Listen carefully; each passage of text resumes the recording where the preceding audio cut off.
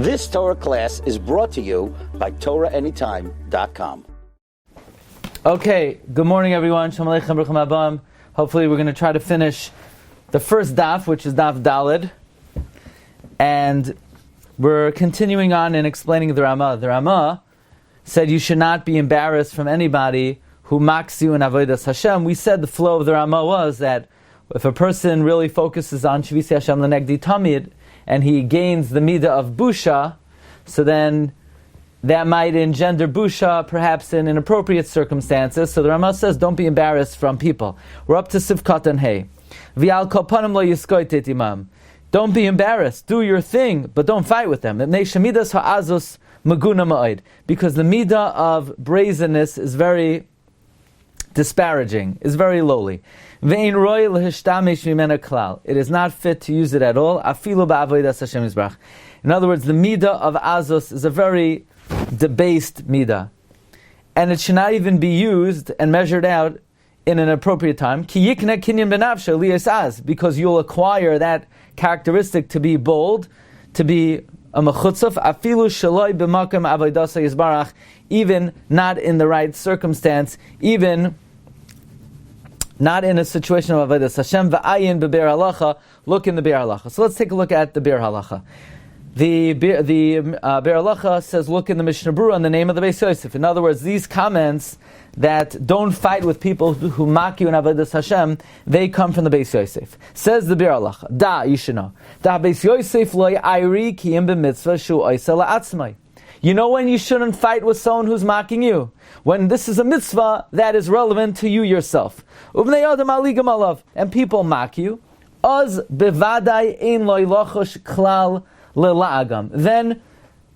certainly you should not pay attention at all to their mockery. And don't fight with them. Somebody is mocking you. Hey, you daven along Shemana Esrei. Are you a frummy? Why are you being so zahir? So then don't pay attention to them. Don't slacken off, and on the other hand, don't fight with them.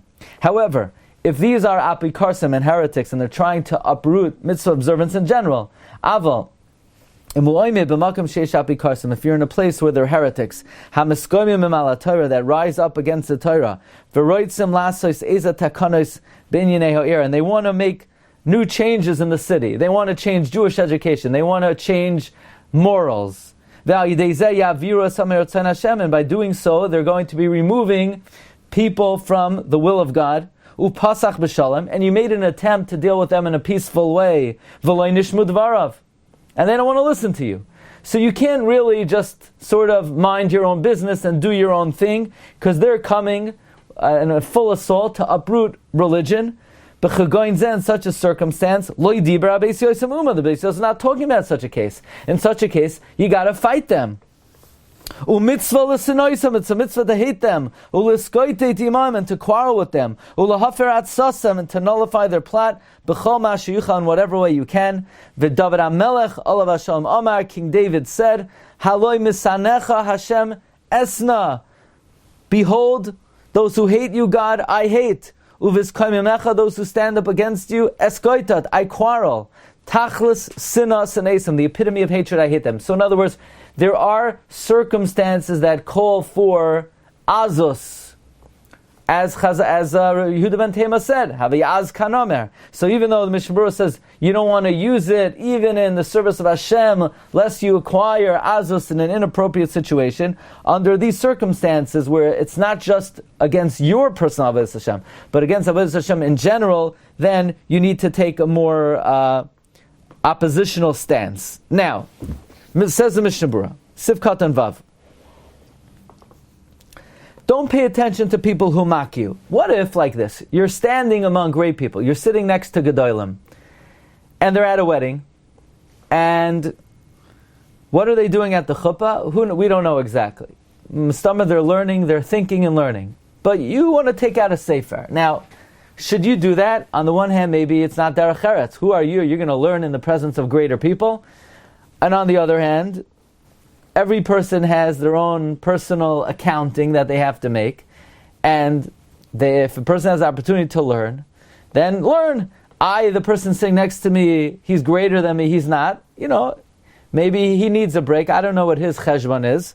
In other words, can a person perform mitzvahs in the presence of people who are greater than them? It says in Mishnah Berura, V'cheinim hu adam beinani. Let's say you're an average guy. Oimeid b'makam gedolim, standing in the presence of great people. Lo yizbayesh mehem, do not be ashamed of them. Lilmoid, to learn. V'lasos hamitzvah, and to do a mitzvah. Now, what are we dealing with here? We're dealing with something called yuhara. Yuhara is there certain practices that are arrogant. Now, the way I understand is as follows. To act in accordance with a stringency, a chumrah, which is not halachically required, but it's sort of an extra legal practice, you should not do in front of people who are greater than you, because it's not derech eretz. Yeah, but I want to be machmer. Good for you. But guess what? Derech eretz supersedes your chumrah. However, if we're not dealing with a chumrah, we're dealing with a mitzvah. Limud HaTorah is not a chumrah. It's not a chumrah to learn. It's an obligation. So then you got to do what you got to do. Now, nobody said at the chuppah you should take out, your, huge shas, and in front of the guy, the Gadol B'Yisrael, take out this massive shas. You could also take out a pocket sefer. You don't have to rub it in his face, but you could take out a sheet and learn. When it comes to a mitzvah, there's no yuhara. We don't apply gaiva to a mitzvah. We do apply it to a chumrah. However, the Mishnah Berura says, nobody said you should sit right next to this gadol and learn. So sit the row behind, sit in the corner. If you could do it not in front of him, tov yoser is better. Now this is very important. Many people, they like to do things privately because, out of modesty or matan b'seiser, to give tzedakah privately. Chavetz Chaim says, he is quoting the Pri Megadim, that in front of average people, let's say umiyu b'fnei beinanim, before other regular people, sheyilmadu mimenu, that they could learn from you. Yesh loimar, you could make the case, tov yoser lasses b'fneim. It's better to do it in front of them. Sheyilmadu mimenu, they'll learn from you. Lasses kamaseyu, to do like your actions. Your kavanah should be l'shem shamayim, v'loy l'spar chalila, not to be arrogant and not to show off. So in other words, in a situation where you're among average people, you should dafka do mitzvahs in front of them. Don't hide it. Rav Moshe writes in the Darash Moshe that in our generation you can't afford to be a closet tzaddik. It's not right. The generation needs you too much for other people to learn from. So if there's an appeal, don't be the guy who gives matan b'seiser. You be the guy who calls out, Ploini, Almoini is giving $500. Yeah, but I want to give matan b'seiser. Yeah, no one's stopping you from giving another $2,000 secretly. But the basic mitzvah, you should, in our generation, you should try to do in front of other people. Let's do one Mishnah Berura and then we'll hold. Let's finish the Mishnah Beruras on this. Let's see. Siv Katan Zayin. Gam b'hatznei aleches. The Ramah says that even when you're in modesty and you're lying on your bed, realize before who you're lying. It says in Mishnah Berura, it's a neloimar, af b'shashu b'veis v'atznei, even though you're in your home, in privacy, gam kein yia lechtoi im Hashem eloikav. Hatznei aleches, even when you're betzina, hatznei leches im Hashem eloikav. Even when you're betzina, you should walk with God, u'kamosh masayim b'hoilech, as the Ramah concludes. Now, Siv Katan Ches Bizrizus, the Ramah says you should get up with energy right away. Says the Mishnah Berura, Lav Dafka. No, not immediately. Eliyisha Ma'at. When you wake up, you should wait a little bit. V'lo yamay pisam. Don't get up suddenly. Kizeh mazik laguf. To open your eyes and jump out of bed, that's not healthy. You stay there a bit and then you get up right away. I think doctors even say to immediately jump out, maybe it's not good for the blood pressure. Anyway, toiv loimar takeoff b'kumai. It is correct, it is good to say as soon as you get up, Maida'ani lefanecha, I thank you, Hashem, I am grateful before you, Melachai v'kayam, living and enduring King, Shehachazarta bi nishmasi, that you returned my soul, b'chemla, with mercy, pause after b'chemla, Rabba emuna secha, not like they taught you in kindergarten. Bechemla Rabba emuna secha. No, whatever they taught you, you got to, remove that and start again. It's bechemla, pause, with mercy. Rabba emunasecha, great God is your faith. Says Mishna Berura, v'tevas bechemla yia be'esnachta. The word bechemla should be with a esnachta, a pause. V'rabba emunasecha, and great is your faith, b'li hefsek, without any interruption. V'hu min ha'kosov, this comes from the pasuk in Eicha, Perek Gimel, pasuk Chaf Gimel. Chadashim la b'karim, rabba emunasecha. What does that mean, great is your faith? Sha'akadosh baruch hu mekayim emunasei. God maintains His faithfulness. We give Him our soul, and He is faithful to return it to us. Lahachzir neshamayis hamufgadim haboker, to return our souls that are deposited by Him. In the evening, He returns it in the morning.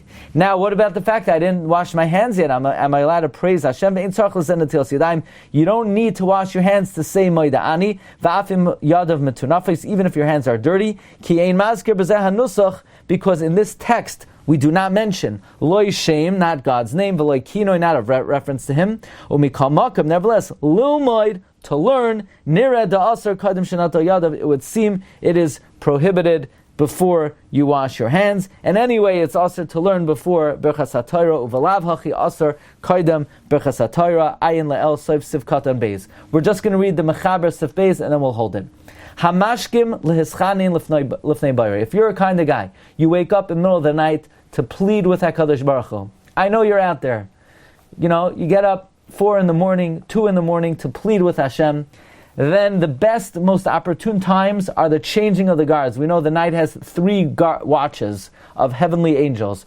After 4 hours, after 8 hours, at the end of the night, Yichavin, you should direct yourself, la'sha'is, for the hours, shemishtanos hamishmaris, that the heavenly angels change their guard. Shehim shlish halayla, a third of the night, ulasoif shnei shlish halayla, 2/3 of the night, ulasoif halayla, and at the end of the night, shehatfila sheyispala ba'osan hashais, because the prayer that you pray during those hours, ala churban, for the destruction, v'ala golos, and for the exile, ritsuya, is very accepted and a favorable time. Now, in terms of scheduling next week's going to be a little bit tough. What we're going to try to do is, on the first day of Chol HaMoed, Monday, we're going to try to do 2 sessions. Then we'll try one on Tuesday and Wednesday. In this way, to have 4 days Chol HaMoed, it might be tough. So we're going to send out the timing. It will either be 9 or 9:30 for Chol HaMoed. We'll send it out. Baruch Hashem, we finished the first blat. Wishing everyone a Chag Kosher v'Sameach, a good Yom Tov. Thank you for coming. Kol Tov. You've just experienced another Torah class brought to you by TorahAnytime.com.